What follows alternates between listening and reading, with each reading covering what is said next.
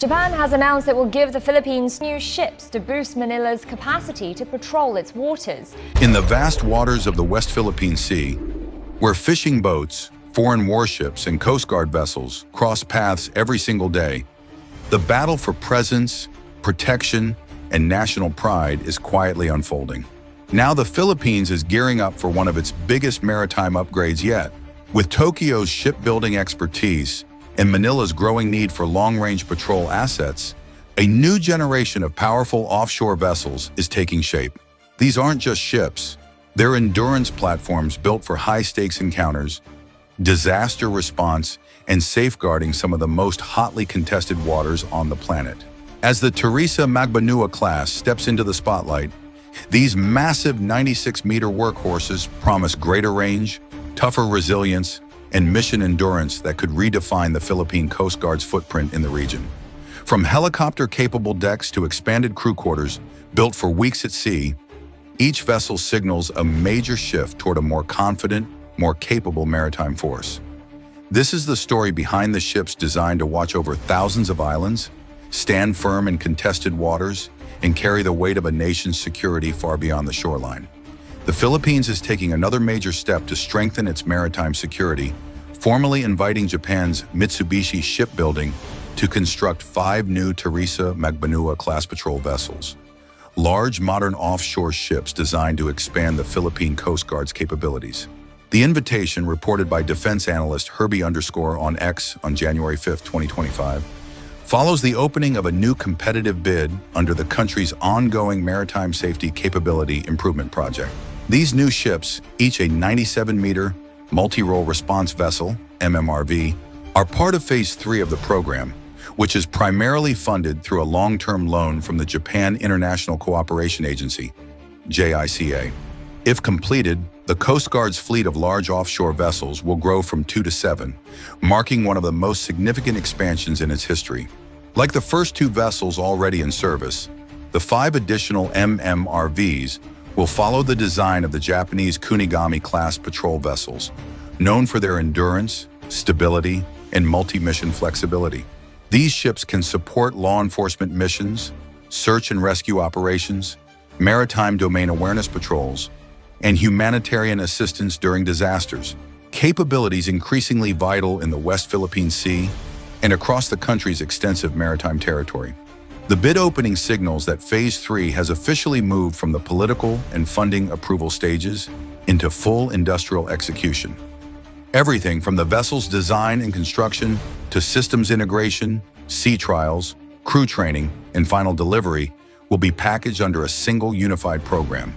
This ensures consistent standards across the expanded fleet and reduces long-term maintenance and training costs. Participation isn't cheap.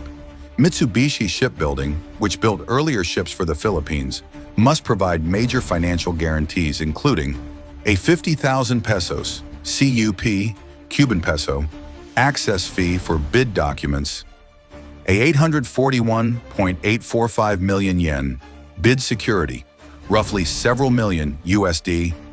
This underscores both the scale of the project and Manila's expectation of high industrial reliability. All formal proposals must be submitted by February 19, 2026 at the Department of Transportation office in Mandaluyong City. The government will evaluate technical compliance first before reviewing the financial bids, ensuring that performance, not price alone, drives the final selection. Phase 3 builds on more than 10 years of cooperation between Manila and Tokyo. Earlier phases delivered 10 44-meter Parola-class MRRVs, commissioned starting in 2013. These ships dramatically boosted the Coast Guard's capabilities in coastal patrol, disaster response, and inter-island operations. With each new phase, Japan's involvement has helped the Philippines expand from a largely coastal force into a more capable maritime institution with a growing blue water presence. The program's second phase marked a turning point with the delivery of 2 significantly larger 97-meter offshore patrol vessels in 2016, the Teresa Magbanua class, designed for long-duration missions far from shore. Even today, these multi-role response vessels, MRRVs, remain the largest ships ever operated by the Philippine Coast Guard (PCG), symbolizing a leap in maritime capability. But the ships themselves were only part of the story. Their arrival was paired with extensive training, crew development, and maintenance planning, laying the groundwork for standardized operations, sustainable upkeep, and modern crewing models that would shape the Coast Guard for years to come. Phase 3 does not reinvent the fleet, it strengthens it. Instead of introducing an entirely new ship type, this phase builds directly on proven platforms by expanding the number of large, offshore-capable vessels already in service. This deliberate approach reinforces fleet commonality, simplifies logistics, and ensures continuity in training, maintenance, and operational doctrine across multiple generations of ships. In short, it's about scaling what already works. Momentum toward Phase 3 surged between 2022 and 2024 as Philippine authorities took a hard look at the realities of offshore patrol demands. Their assessment revealed a clear gap.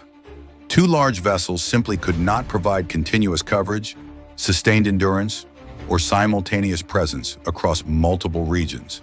This shortfall was especially critical given the vast size of the Philippines' exclusive economic zone and extended continental shelf, one of the largest maritime domains in Southeast Asia. That strategic reassessment set major decisions in motion.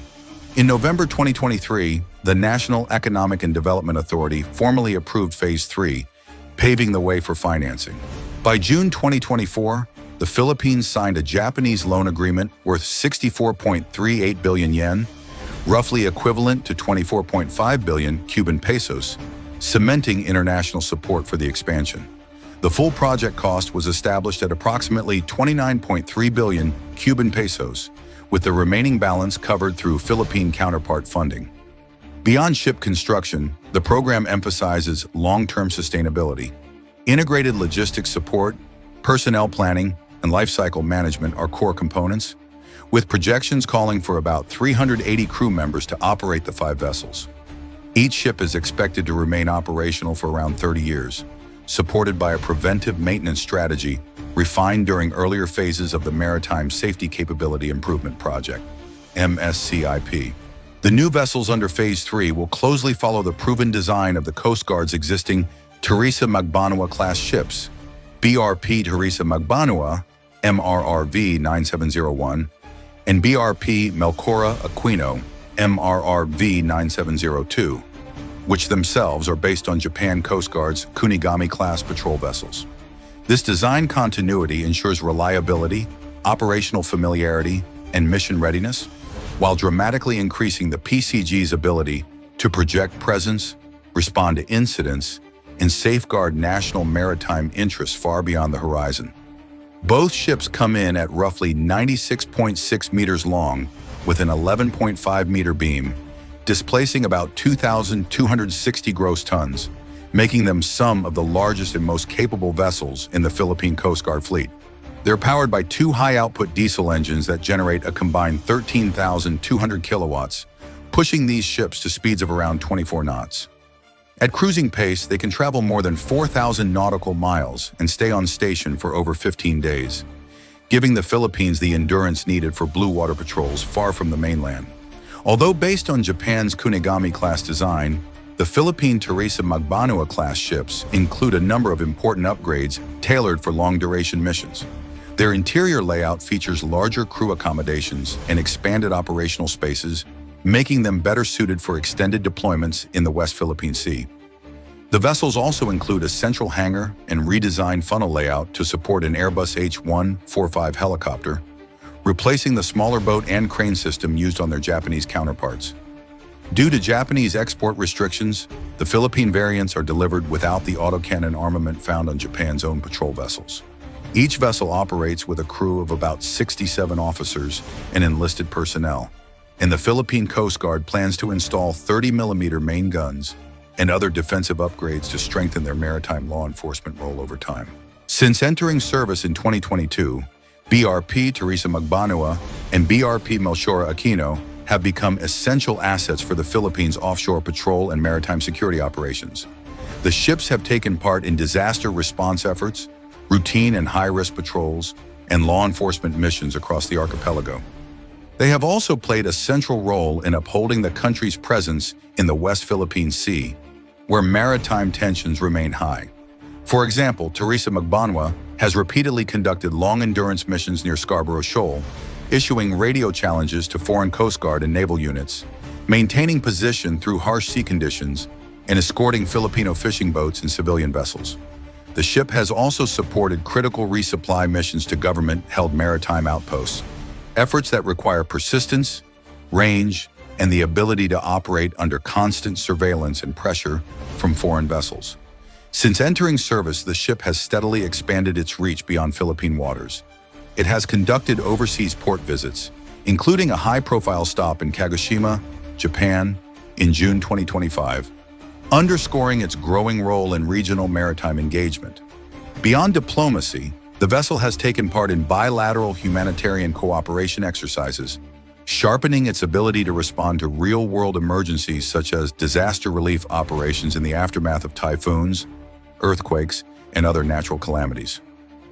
BRP Melchora Aquino has also been an active player in joint maritime security operations. In the Sulu Sea, it has sailed alongside units of the United States Coast Guard and the Philippine Navy in coordinated patrols aimed at strengthening maritime safety and regional stability.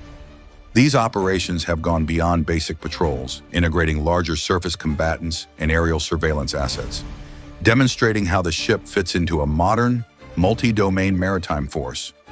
Each of the first two vessels in this class came at a unit cost of roughly 7.275 billion yen, or about $67.9 million.